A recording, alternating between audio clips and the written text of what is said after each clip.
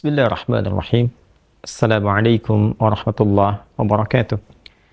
Alhamdulillahi rabbil alamin. Wassalatu wassalamu ala rasulillahil karim wa ala alihi wa sahbihi ajma'in wa ba'd. Saudara-saudariku dimanapun Anda berada, semoga Allah subhanahu wa ta'ala memuliakan, menyehatkan, melindungi kita sampai dengan detik ini kita dapat bersua. Dan lebih dari itu, semoga Allah subhanahu wa ta'ala senantiasa memberikan taufik, panduan untuk menjalani kehidupan di dunia ini agar mendapatkan rahmat Allah Subhanahu wa taala yang bisa kita bawa pulang menghadap Allah pada hari kiamat kelak insyaallah. Teman-teman, malam ini di tanggal 26 Oktober 2023 Masehi, edisi spesial yang biasanya kita membahas Aqsa dengan cukup panjang. Kali ini kita ingin berbagi pesan yang sangat singkat. Yang dalam singkat ini kita ingin mengingatkan baik kepada diri saya pribadi dan kepada kita semua tentang satu bagian dari ayat Al-Quran yang kiranya penting kita renungi, yaitu Quran surah ke-81 At-Takwir di ayat ke-26 saat Allah subhanahu wa ta'ala berfirman, Fa'aina tadhhabun? Maka engkau itu sesungguhnya mau kemana? Ayat yang singkat tapi begitu padat dan sangat mendalam, memberikan satu kesan yang cukup menusuk ke dalam jiwa setiap manusia. Pertanyaan yang datang langsung dari pencipta kita, sesungguhnya engkau mau kemana? Allah sudah menjelaskan mengapa kita diciptakan. Allah sudah memberikan jalan kehidupan bagi kita dan menerangkan konsekuensi di balik pilihan-pilihan yang kita tetapkan untuk menempuh jalan-jalan yang dimaksudkan. Bila benar, resikonya seperti ini. Bila salah, konsekuensinya demikian. Maka, di antara sekian manusia yang telah mengetahui semua konsekuensi itu, terkadang masih mengedepankan bujukan-bujukan atau bahkan pengaruh-pengaruh nafsunya agar bergeser dari nilai-nilai kebaikan, bahkan nilai kemanusiaan yang telah Allah tetapkan. Ketika Allah menyampaikan, tidaklah aku ciptakan jin dan manusia itu kecuali untuk menaati aku, untuk beribadah kepada aku. Jadi sifat menjalani kehidupan di muka bumi ini adalah dilandaskan pada kepatuhan kita kepada Allah subhanahu wa ta'ala. Kepatuhan itulah yang disebut dengan ibadah. Patuh, tunduk, patuh, bahasa Arabnya itu disebut dengan Islam. Jadi Islam dalam pengertian etimologi secara bahasa artinya tunduk, patuh, taat. Orangnya disebut dengan Muslim. Jadi setiap manusia itu konsekuensinya memang mesti patuh, tunduk, dan taat kepada Sang Pencipta, yaitu Allah Subhanahu wa Ta'ala. Karena itu ketika Allah menyampaikan di dalam firman-Nya, "Wa ma khalaqtul jinna wal insa illa liya'budun." Tidaklah aku ciptakan jin dan manusia itu kecuali untuk menjadikan seluruh aktivitasnya agar menaati Allah Subhanahu wa Ta'ala, dijadikan sebagai ibadah. Jadi kita dari bangun tidur sampai tidur itu sejatinya adalah memetakan kurikulum untuk menaati Allah dalam bingkai ibadah. Dilatih dalam bentuk ritual. Ritual itu untuk mengaktifkan titik spiritual kita, titik roh kita. Segala yang terkait dengan roh disebut rohani. Jadi dalam diri kita ini ada spiritnya, ada rohnya. Dan itu adalah titik latihan pertama untuk mengaktifkan ya titik-titik kebertuhanan. Jadi ketika Allah sampaikan, tidaklah aku ciptakan engkau kecuali untuk menaatiku. Nah, titik ketaatan itu ya disebut dengan titik ritualnya. Ibadahnya ibadah ritual, ya keadaannya keadaan spiritual, itu yang penting kita aktifkan dulu. Itu sebabnya diminta kita sholat untuk mengoneksikan diri kita, mengaktifkan sinyal itu dengan Allah Subhanahu wa Ta'ala, dengan Sang Pencipta. Sehingga ketika terkoneksi, terbangun kesadaran dari dalam diri kita sebagai sebuah fitrah. Nanti kesadaran itu yang akan membimbing bagian dari sifat intelektual kita, titik intelektual, ya IQ itu, ya intellectual question. Kemudian nanti titik fisik kita, physical question. Jadi nanti yang menggerakkan adalah titik spiritualnya. Ini yang memberi perintah. Kalau akal itu masih objektifnya normal saja, karena dia hanya mengkonstruksikan pikiran, mengolah data, ya jadi informasi menjadi knowledge. Knowledge itu yang akan diteruskan kepada fisik untuk dieksekusi. Ya, bagaimana nanti lisan bicara? Seperti apa konstruksi bicaranya? Mengatur katanya bagaimana, memilihnya seperti apa, menjelaskannya bagaimana.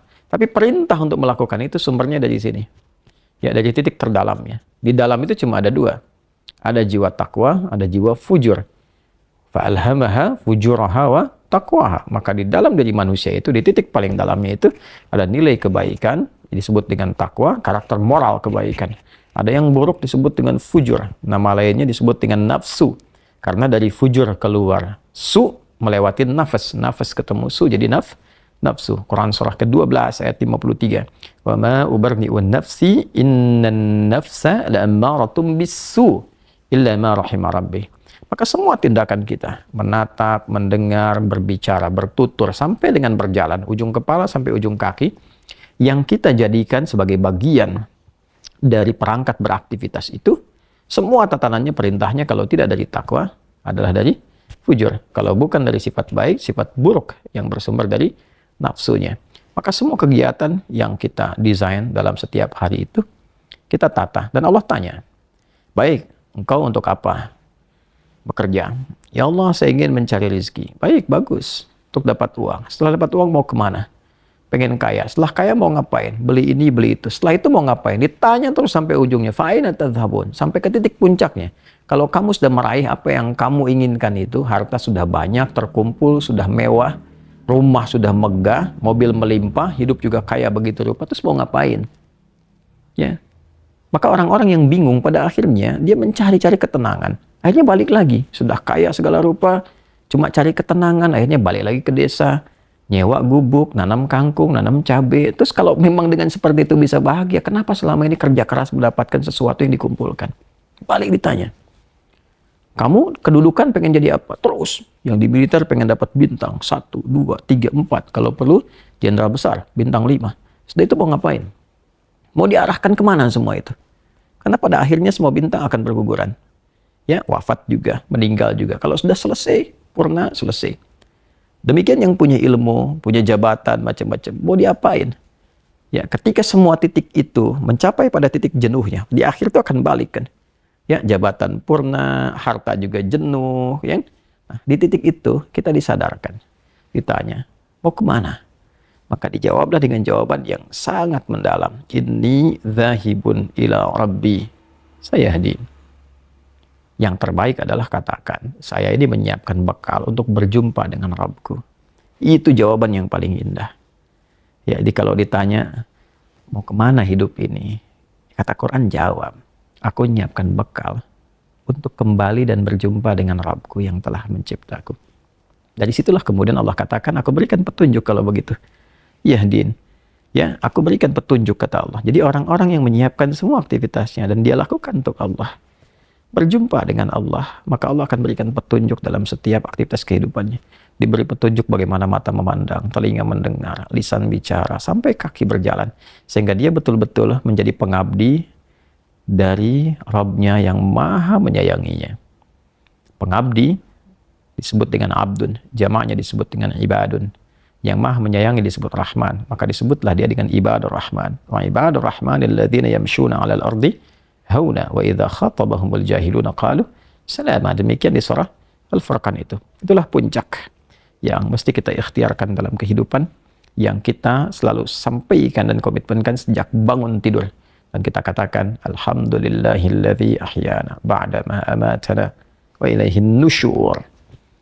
Terima kasih ya Allah, segala puji hanya milik-Mu yang telah memberi kesempatan hamba menjalani kehidupan. Padahal Engkau telah tahan nyawa hamba tadi dalam tidur. Sesuai ajal Kau berikan kesempatan. Hamba berjanji ya Allah, hamba akan menyebar beraktivitas untuk mencari bekal menghadap-Mu. Saudara-saudariku, sedalam, sejauh, sebanyak kegiatan, aktivitas jabatan yang telah kita kumpulkan, harta benda, pengetahuan, sampai detik ini, apakah betul-betul sudah kita siapkan sebagai bekal untuk bertemu dengan Allah? Atau hanya sekedar mengumpulkan semua itu tanpa arah, yang pada akhirnya bertemu dengan kejenuhan kembali? Renungkanlah malam ini, malam Jumat. Jumat saat manusia pertama diciptakan, diturunkan di surga mengawali misi di dunia, diwafatkan, dan di titik itu kita akan berpisah dengan dunia. Saat azan berkumandang, nampak jelas seluruhnya. Semoga Allah muliakan kita Selamat merenung. Allahu Akbar. Allahu Akbar.